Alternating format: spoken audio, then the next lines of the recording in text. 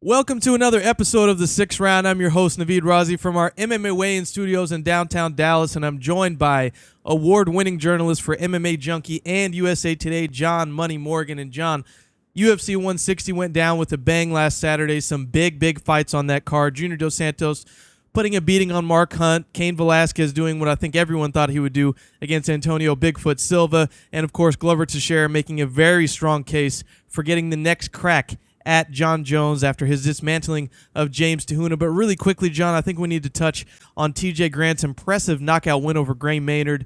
Last week when we did our radio show, you said don't sleep on TJ Grant, and Maynard got worked by TJ Grant. Grant landed huge shots, stunning Maynard, and eventually getting that TKO win over Maynard, using his powerful hands and, more impressively, his perfectly timed knees, and I did not see that coming. Well, first of all, let's touch on the real news of today, which is A, that I'm sunburned from being in the sun, and B, I'm sick. And so if I go into an uncontrollable coughing fit, just forgive me briefly. I'm sucking on this cough drop, hoping that doesn't happen. But we're going to make this work. But I'll tell you what, Naveed, when I said don't sleep on TJ Grant, I thought maybe we were going to get something late. I thought maybe, that power, the strength of Maynard just wasn't going to get the job done early. And TJ Grant was going to do something crafty later in the fight, whether it be outlasting Maynard, whether it be catching him something late in the fight. I never, in my wildest imagination, imagined that TJ Grant would just absolutely assault Maynard from the opening bell. And incredible work from TJ Grant. And I think what's most impressive about that is now I think he's a rightful title contender. I mean, when they announced that this was a number one contender fight, I thought, okay, that's good. I mean, not that there's a whole lot of other cases in there, but you can make arguments here, arguments there. And I didn't understand why this was a clear-cut choice. Then TJ Grant walked out and did that. Yeah. He's the clear-cut title challenger, and I think that's fantastic. Let's talk about Maynard for a minute, John. Maynard said before the Clay Guida fight that if he had lost to Clay Guida, he was contemplating retirement. Now he's been knocked out by Frankie Edgar in a previous bout. As much as you hate it, John, I don't like the knee-jerk reaction stuff, but he lost that fight to Edgar in brutal fashion. Then the rematch with Edgar was also the draw first, then the knockout loss to Edgar in that rematch. A win over Clay Guida, which both of us kind of discussed that it's hard to take anything away from. And now a very bad knockout loss to TJ Grant. Not to mention the fact, John, that Maynard is really only fighting once a year at this point in his career. 34 years old. In other weight divisions, the higher weight divisions, light heavyweight, heavyweight may not be as crucial, but in that lightweight division where speed just reigns supreme, I think it's definitely a factor, and I'm just not sure how much longer we're going to see Maynard sticking around.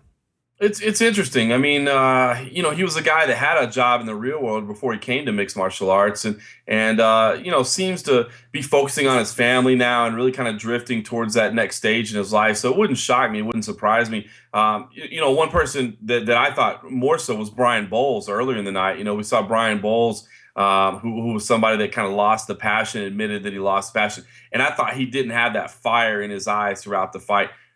Maynard, we didn't really get to see enough of. I didn't see that he was totally beat. I didn't see that he had totally quit. I didn't see that he folded anything. I saw that he got caught early, and all credit to TJ Grant. So I'm going to hold my evaluation back right now. I mean, fighting is something that if you don't have an energy to do, a drive to do, a passion to do, you shouldn't be doing it. I mean, it's impossible. Again, it's not another game. It's not tennis. It's not baseball. It's not something where you can kind of half-ass your way through it if you don't – excuse me, I told you it would come. If he didn't really have that passion. It was hard for me to see whether or not he had that passion, but it wouldn't be shocking. But I'm going to give him one more fight. I'm going to give him one more training camp. I'm going to give him one more opportunity to see how he reacts moving forward. Yeah, so you think he actually wants to continue fighting? Because to me, his remarks after the Clay Guida fight were very interesting. And you've heard Dana White, UFC President Dana White, say this all the time. If a guy is even thinking about retirement, it's probably time to leave. No, and that's true. I mean, but this is just the weirdest sport, man. It's the loneliest sport in the world, and it's the highest of highs and the lowest of lows, man. When you're on top of the world, I mean, nothing can touch you, man. You're bulletproof. When you're down in that valley, man, dude, you're all by yourself, and it seems like nothing in this world is going to make a change. So, I can't evaluate whether or not I think he has. Like I said, Brian Bowles, who fought on the prelims at UFC 160, former WC champion, super nice guy, man, incredible, man. I'll never forget his knockout of Miguel Torres. What an incredible upset that was. But that was somebody where I thought in the second round you could look into his eyes, you could see his body language, and you could see that it wasn't there anymore. Think about Matt Hamill before he walked away the first time. I know he's come back since, but Matt Hamill, you could see it in that fight at UFC 130.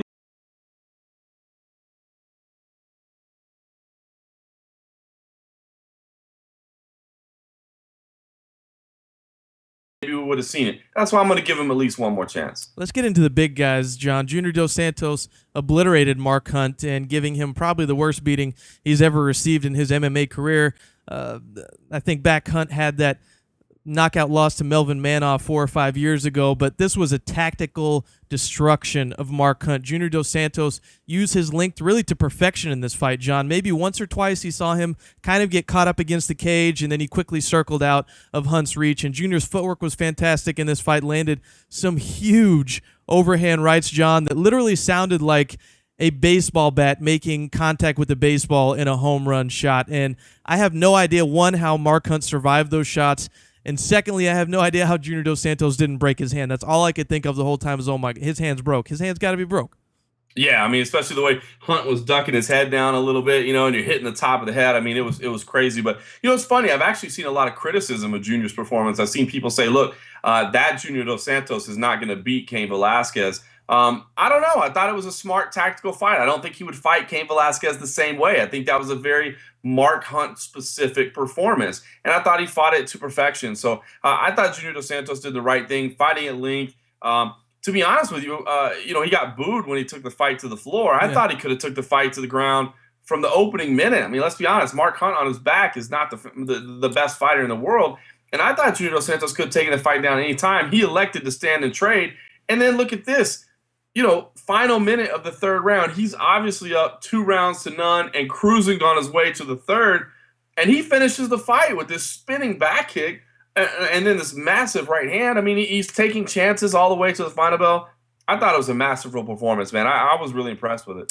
I was very impressed with his stand-up game. I think, especially looking at Mark Hunt's past previous opponents like Stefan Struve, who obviously is much, much taller and has a lot more length than Junior Dos Santos, but we criticized him for not using that length and that reach. Junior Dos Santos used his reach perfectly in this fight, and you know what? I think Frank Mir was onto something when we interviewed him at the MMA Awards last year, and he said, you know what, this whole Junior Dos Santos ground game, I think this is non-existent, and a lot of people cracked on him for that, but if you can't take Mark Hunt to the ground and handle him there, I mean, I think it was Gegard Mousasi, Sean McCorkle submitted Mark Hunt in just over a minute. So I think I'm starting to side with Frank Mir a little bit and call some shenanigans here.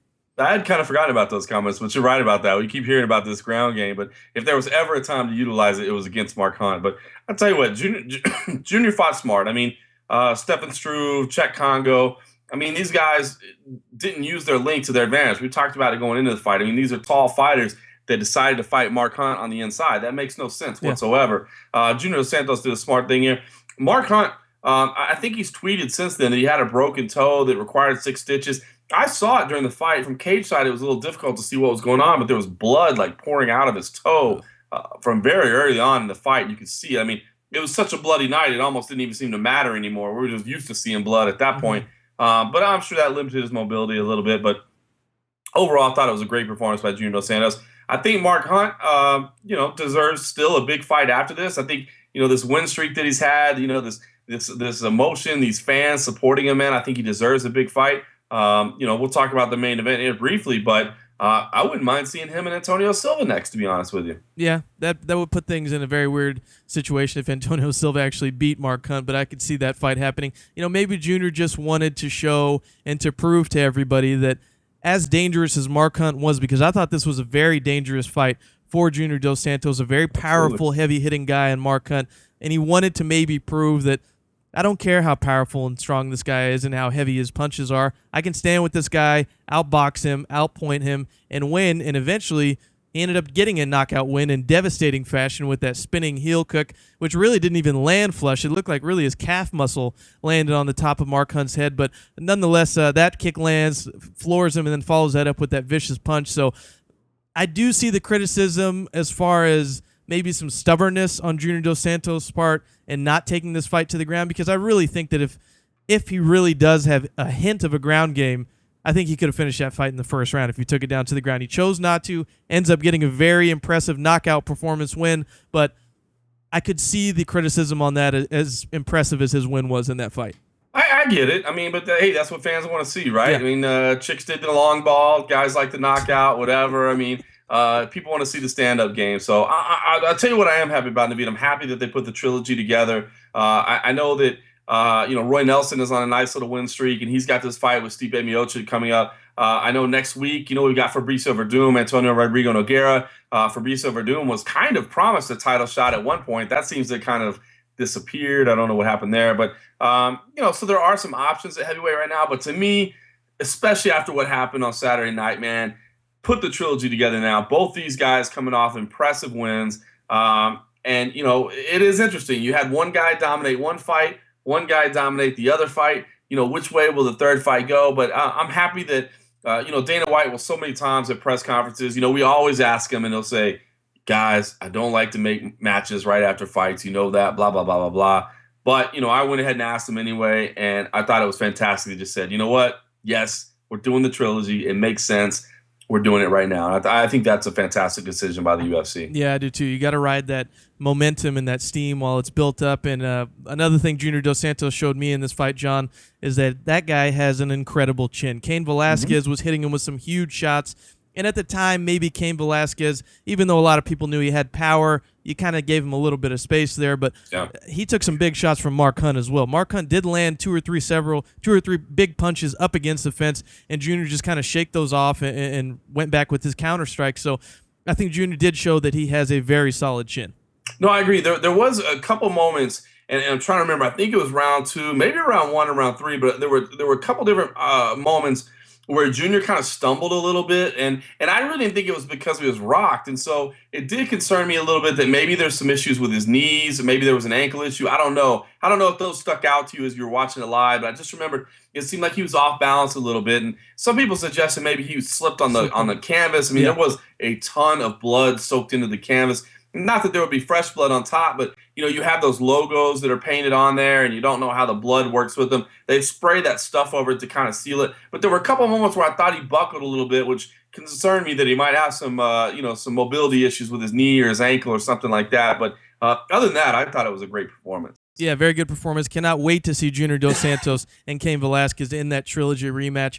Lastly, John, let's get into Cain Velasquez defending his heavyweight title for the first time in his UFC career against Antonio Bigfoot Silva. And this is an issue we discussed last week on our MMA Weigh-In radio show, John, questioning if Antonio Bigfoot Silva really deserved this title shot at the heavyweight division. And I think you have to look at this in a few different ways. One, the heavyweight division being what it is right now. Not saying that it's not a deep division, but as far as contenders, it's kind of tough to say this guy definitely deserves a title shot. Number 2, he knocked off Travis Brown, who had some steam behind him, and he probably knocked out Alistair Overeem worse than anybody could have imagined, at least going against Antonio Bigfoot Silva. So I do think the title shot was valid at that point.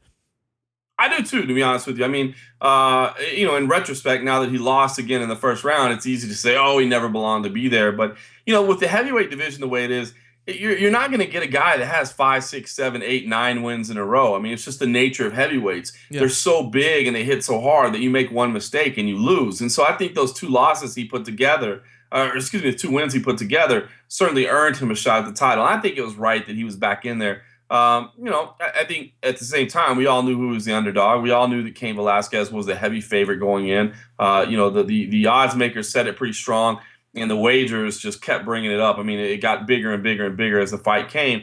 And sure enough, it proved right with Cain Velasquez getting the win in the first round. But it's interesting. Antonio Silva is one of those characters that I don't necessarily know that he can automatically beat you. Like, I don't know that he can better you. But if you make a mistake, he will capitalize on it. He's good enough of an athlete to do that. Travis Brown came out and threw that ridiculous kick that tore his hamstring in the opening round there. And he was limited at that point. Once he wasn't 100%, Antonio Silva was going to beat him. Had he maintained his health, maybe he would have won the fight. But once he was hobbled, Antonio Silva beat him. Then you have Alistair Overeem. Alistair Overeem came out and I don't know what he did for 10 minutes. I mean, Antonio Silva basically rope-a-doped him for 10 minutes and just said, come on, let's do this, let's do this.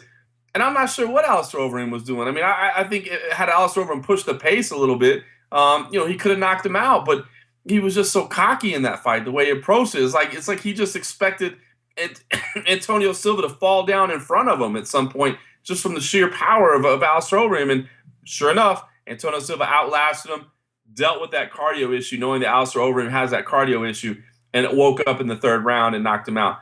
Meanwhile, Cain Velasquez, here's what's incredible. If I told you, Navid, I'll tell you what, I know that in the first round of this fight, Antonio Silva is going to defend Cain Velasquez's takedown with no problem. He's going to just shuck him off and stay on the feet. Now, do you want to place a bet on Antonio Silva? You might say, okay, hold on, I like those odds. And what happens? Cain Velasquez can't get the takedown and then just knocks him out on the feet. So Cain Velasquez just doesn't have those deficiencies, and I think that's why Antonio Silva couldn't capitalize. Yeah, it was interesting, John, because I think both of us agreed that Cain Velasquez probably wouldn't win as easily this time around as he did last time, even though we both had picked him to win the fight. And to Antonio Bigfoot Silva's credit, he didn't throw any leg kicks to open this fight, so that was good. But you are right. I mean, Bigfoot Silva shucked off a couple of those takedown attempts by Cain Velasquez. He just got caught with that very nice combination that Cain Velasquez threw, and man, those were some powerful punches to put that guy down. There was some controversy afterwards as far as maybe some shots being thrown to the back of the head or neck. You're shaking your head. I'm in the same boat as you. I don't really think that's anything to really even discuss or waste time on, but Cain Velasquez looked very impressive in his win over Antonio Bigfoot Silva, and I'm with you, John. I just cannot wait to see Cain Velasquez and Junior Dos Santos get this trilogy.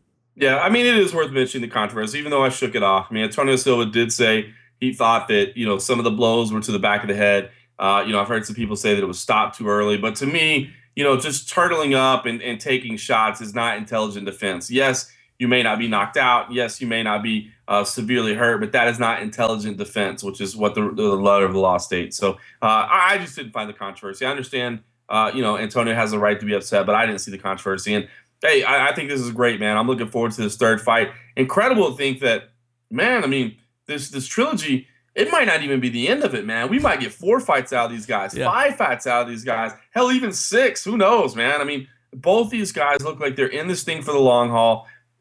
They look like the cream of the crop at heavyweight, man. There's a lot of, the talent pool is deeper than it's ever been at heavyweight.